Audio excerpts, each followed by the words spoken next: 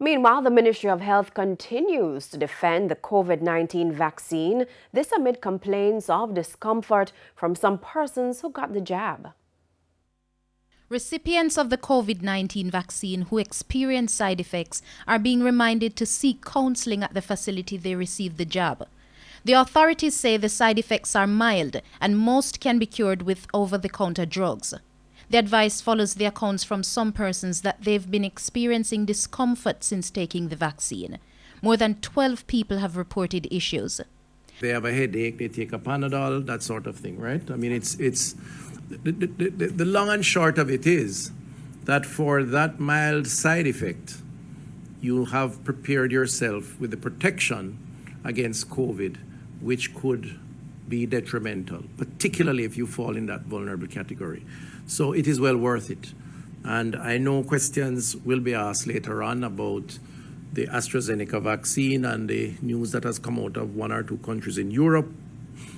Our position is that we remain committed to the vaccine. Turning to the increasing number of COVID deaths, Dr. Christopher Tufton said the situation was partly due to what he called a pandemic within a pandemic.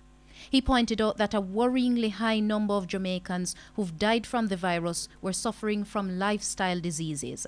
Another pandemic that we have never really recognized as such, and that is the incidences of lifestyle diseases on our population.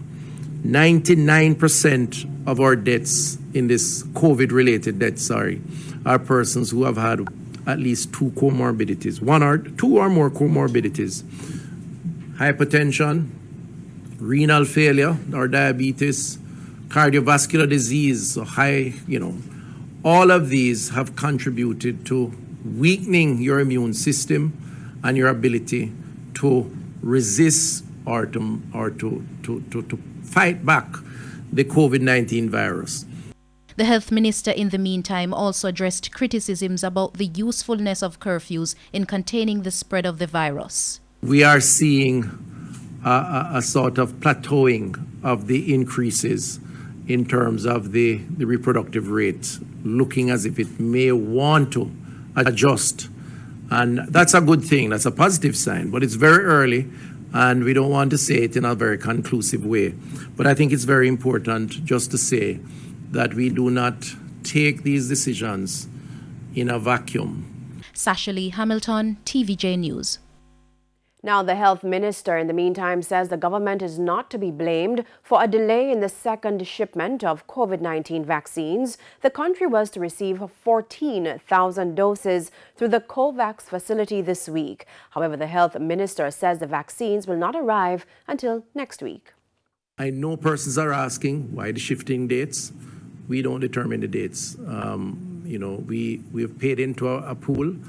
That pool is managed, and we are told when the vaccines are available. We're given numbers. We quote and make those numbers available. The truth is we have had a revision of those numbers, but it has not been up to us. It really is up to the program we're bought into, and they have given information around production issues, production scheduling, and there are other issues, as you know, in terms of some of these manufacturers having to commit to other parts of the world